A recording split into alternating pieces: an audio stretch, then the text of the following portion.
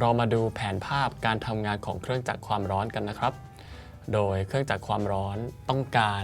แหล่งจ่ายความร้อนที่มีอุณหภูมิสูงหรือ TH ซึ่งสามารถทำให้มีพลังงานความร้อน QH ไหลเข้าสู่เครื่องจักรของเราได้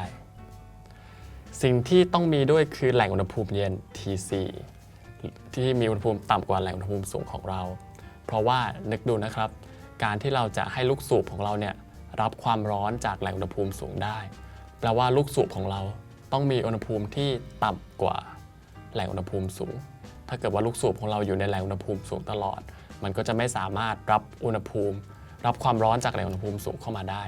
ดังนั้นส่วนประกอบที่สำคัญเพื่อให้เครื่องจักรความร้อนทำงานได้คือเราต้องมีแหล่งที่มีอุณหภูมิต่ำกว่าสามารถคิดถึงแหล่งอุณหภูมิต่ำว่าเป็นแหล่งที่เราทิ้งความร้อน QL ออกมาเพื่อทิ้งเอนโทรปีที่เกิดขึ้นในเครื่องจักรของเราให้กลับไปตั้งต้นในสถานะเดิมอย่างลูกสูบที่เมื่อกี้เรายกตัวอย่างนั้นพอมันขยายตัวออกแล้วเมื่อมันขยายสุดแล้วเราก็ไม่สามารถเอามันไปทำงานได้อีกใช่ไหมครับเราก็ต้องกดมันลงเพื่อให้ลูกสูบกลับเข้าไปอยู่ในระบบตั้งต้นของมันโดยการกดมันลงนั้นมันก็จะเกิด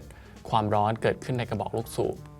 ซึ่งถ้าเราไม่ทิ้งความร้อนนั้นออกไปลูกสูบก็จะไม่สามารถรับความร้อนเพื่อสร้างงานขึ้นมาใหม่ได้ดังนั้นจึงต้องมีทั้งแหล่งอุณหภูมิสูงและแหล่งอุณหภูมิต่ำประเทศไทยที่มีอากาศร้อนเหลือเกินก็เราไม่สามารถนำความร้อนที่มีอยู่ในอากาศมาสร้างเป็นพลังงานกลได้โดยตรงเพราะเหตุนี้นะครับเพราะเราไม่มีแหล่งอุณหภูมิต่ำเพื่อทิ้ง QL ออกไปโดยหลังจากที่เครื่องจักรรับ QH ตรงนี้มานะครับก็จะสร้างพลังงานกล work ออกมาได้ดังนั้นแผนภาพนี้จึงแสดงทิศทางการไหลของพลังงานโดยทั่วไปนะครับคือมี QH ไหลเข้าเครื่องจักรและเครื่องจักรของเราคายพลังงานกลออกมาอีกส่วนหนึ่งก็ทิ้ง QL ออกไปดังนั้นถ้าเราสามารถเขียน efficiency หรือประสิทธิภาพของเครื่องจักรแล้วก็จะได้ว่าเครื่องจักรนี้มีประสิทธิภาพคือผลกำไรคือ work ที่เราต้องการนำไปใช้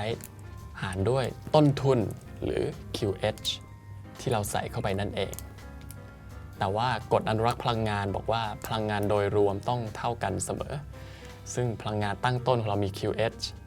หลังจากนั้นพลังงานก็ถูกจ่ายเป็น QL และ W ตรงนี้เราจึงสามารถเขียน W ใหม่ได้เป็น QH ลบ QL นะครับด้วย QH จะได้ว่า efficiency หรือ E นั้นจะเท่ากับ1ลบด้วย QL ส่วน QH ดังนั้นความสัมพันธ์ของประสิทธิภาพนี้จึงเท่ากับ1ลบด้วย QL ส่วน QH ซึ่งเราได้มาจากกฎข้อที่1นะครับเรื่องอนุรักษ์พลังงานต่อมาผมจะใช้กฎข้อที่2ซึ่งบอกว่าเอนโทรปีรวมของระบบนั้นมากกว่าหรือเท่ากับ0เสมอคือเพิ่มขึ้นเสมอซึ่งจากตัวอย่างเมื่อกี้นี้เราเห็นว่าเอนโทรปีรวมที่เปลี่ยนไปก็คือความร้อนที่ไหลเข้าไปใน TC นะครับลบด้วย QH ส่วน TH นั้นมีค่ามากกว่าหรือเท่ากับ0เสมอดังนั้นเราสามารถจัดรูปสมการนี้ต่อไปได้ว่า QC ส่วน QH มากกว่าหรือเท่ากับ TC ส่วน TH เสมอแล้วเราก็จะนำ QC ส่วน QH นี้กลับมาแทนในสมการประสิทธิภาพของเราซึ่งเราจะได้ว่าประสิทธิภาพสุดท้ายของเรานั้นมักจะน้อยกว่าหรือเท่ากับ1ลบ TC ส่วน TH เสมอนั่นเองครับมีข้อสังเกตเกี่ยวกับประสิทธิภาพของเครื่องจักรความร้อนดังนี้นะครับโดยเมื่อเราใช้กฎอนุรักษ์พลังงานมาอธิบายข้อแรกนั้นก็แปลว่าเราไม่สามารถได้กำไรโดยการใช้เครื่องจักรความร้อนแบบนี้ work ที่เราใช้เนี่ยไม่สามารถ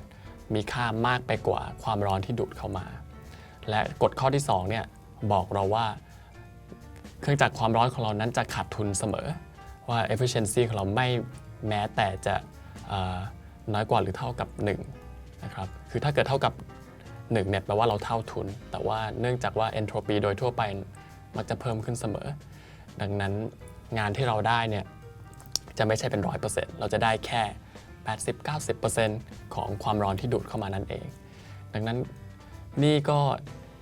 เป็นจริงกับเครื่องจักรอื่นๆ โดยทั่วไปด้วยนะครับว่า efficiency ไม่สามารถมีค่าเกิน 1 ได้ ดังนั้น